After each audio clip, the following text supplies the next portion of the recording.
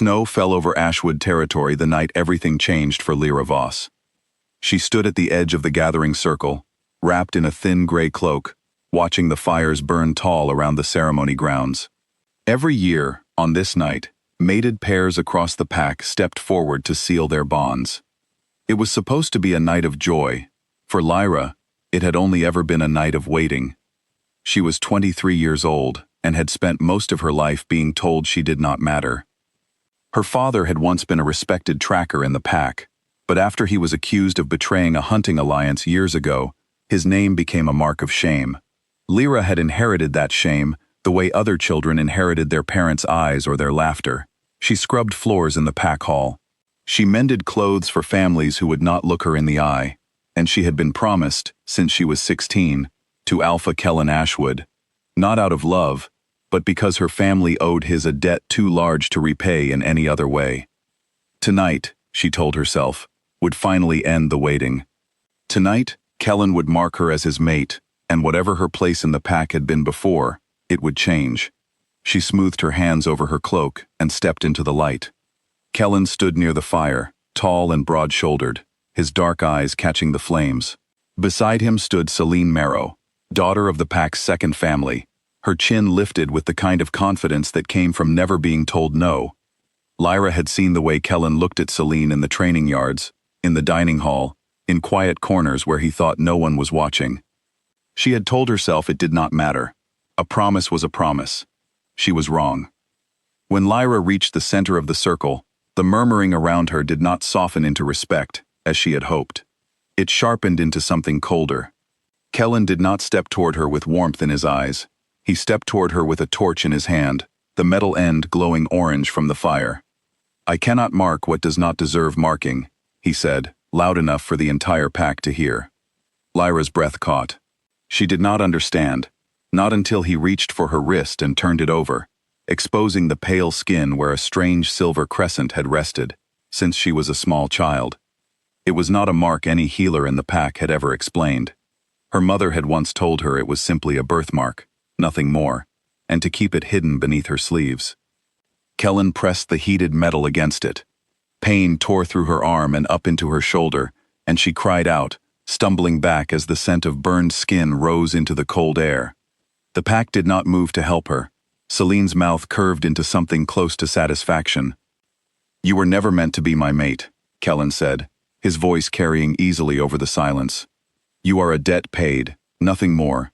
From tonight, that debt is settled. Leave these lands before sunrise." Lyra clutched her wrist to her chest, the pain blinding, humiliation burning hotter than the wound itself. She looked around the circle for anyone who might object, anyone who might step forward. No one did. Even the families who had once been kind to her in secret kept their eyes on the ground. She turned and ran. She did not know how far she went before her legs gave out. The forest beyond Ashwood territory was thick with snow, and the cold bit through her cloak as though it were nothing at all.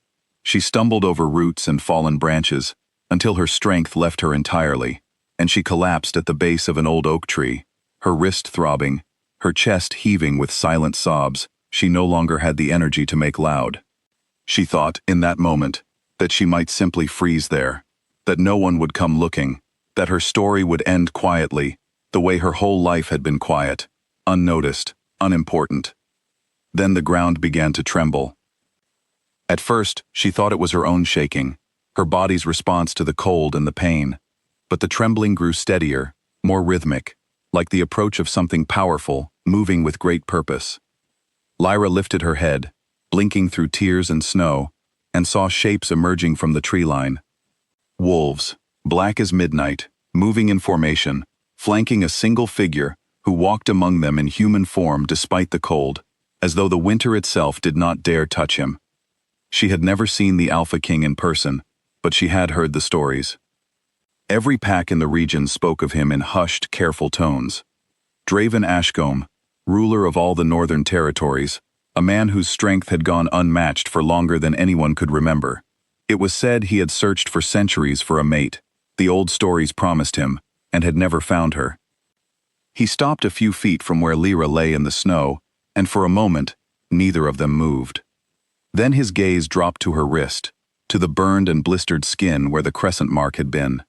Something shifted in his expression, a stillness that felt heavier than anger, heavier than shock. He knelt down beside her, and when his fingers gently touched the edge of the wound, Lyra felt something she could not explain, a warmth that spread up her arm, chasing away the sting of the burn. Beneath the damaged skin, faint silver light began to glow, tracing the shape of the crescent that had always been there, brighter now than it had ever been in her memory. Draven's jaw tightened. "Who did this to you?" Lyra could barely find her voice. "My Alpha, my pack."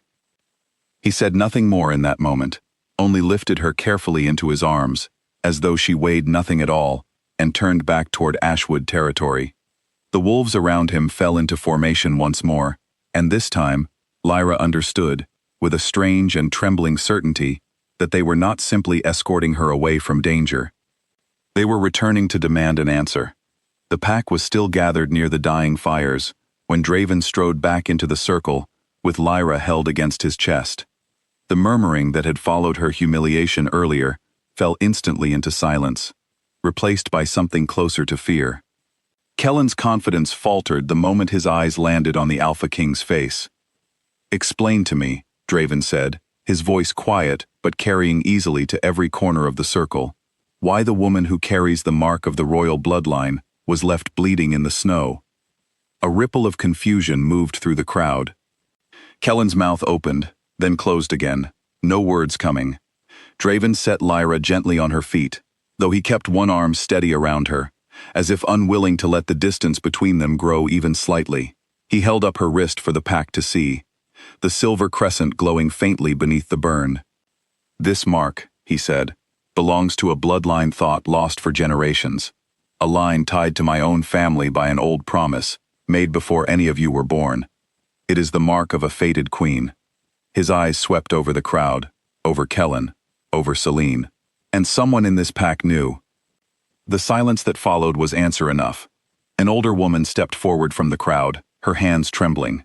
Lyra recognized her as Marin, one of the pack's healers, who had tended to her as a child more than once. Marin's eyes were wet as she spoke. "Her mother knew," Marin said quietly, "before she passed. She made me swear never to speak of it, to protect Lyra from those who might use her for the bloodline's power, rather than love her for who she was. We told the pack elders only that she carried a family mark, nothing more. We did not know it would come to this." Draven's gaze moved to Kellen, and the temperature in the clearing seemed to drop several more degrees. "You knew this woman carried royal blood," Draven said, "and instead of protecting her, you branded her like livestock and cast her into the cold." Kellen's composure finally cracked. "I did not know what the mark meant. I only knew she was beneath my station, promised to me out of duty, not choice." "Duty," Draven repeated, the word heavy with contempt. "You had a duty to your own mate, whether or not you understood what stood before you. Instead, you chose cruelty over duty, and cruelty always finds its price." He turned to his guards. "Alpha Kellen and Selene Marrow are stripped of their titles, effective this moment. They will be escorted from these lands and will not return." Selene tried to protest, her voice rising in panic, but the wolves at Draven's side moved forward without hesitation, and within moments, both she and Kellen were being led away from the circle, the pack watching in stunned silence as the only leadership they had known was dismantled before their eyes. Draven turned back to Lyra, and his expression softened in a way that startled her, the fierce authority in his face giving way to something gentler. "I am sorry it took so long to find you," he said quietly, "only for her." Lyra did not know how to answer. Everything had happened so quickly, the pain, the fear, the sudden arrival of a king she had only ever heard about in stories. She looked down at her wrist, at the mark that had shaped so much of her life without her ever understanding why, and felt tears rise again, though this time they were not entirely born of sorrow. "I do not understand any of this," she admitted. "I have spent my whole life being told I was a burden, a debt. Now you are telling me I am something else entirely." Draven took her hand carefully, mindful of the healing wound. "You were never a burden, Lyra. The pack that raised you simply never deserved to know your worth. But I have searched for you for a very long time, even before I understood what I was searching for. My instincts led me here tonight, because they recognized what my mind did not yet know. You are the mate the old stories promised me, my equal, my queen, if you will have me. The clearing remained silent, every eye in the pack watching the exchange, but Lyra found, for the first time in years, that she did not care what they thought of her. She thought of the years spent scrubbing floors for people who resented her presence, of the promise made to a man who saw her only as an obligation, of the mark burned into her skin by someone who could not see past his own pride. And then she thought of the warmth that had spread through her, the moment Draven touched her wound, a warmth that told her, more clearly than any words could, that she had finally been found by someone who saw her. I will, she said softly. The healers in the royal caravan tended to her wound properly once they arrived at the kingdom's borders, cleaning and wrapping the burn with careful hands, though the silver crescent beneath it continued to glow faintly, a permanent reminder of the mark that had once been used to shame her and now marked her as royalty. In the weeks that followed, Lyra learned the truth her mother had hidden to protect her, that generations ago, a queen of the Ashcombe bloodline had been forced into hiding during a time of war, her descendants scattered and disguised among smaller packs to keep them safe from those who might use royal blood as a weapon. Lyra's family had been chosen, generations back, to carry and protect that secret, a duty that had cost her mother everything, and left Lyra to grow up not knowing why she had always felt like she did not belong. She belonged now, not because a title had been given to her, but because for the first time, someone had looked past every label the world had placed on her, and simply seen her.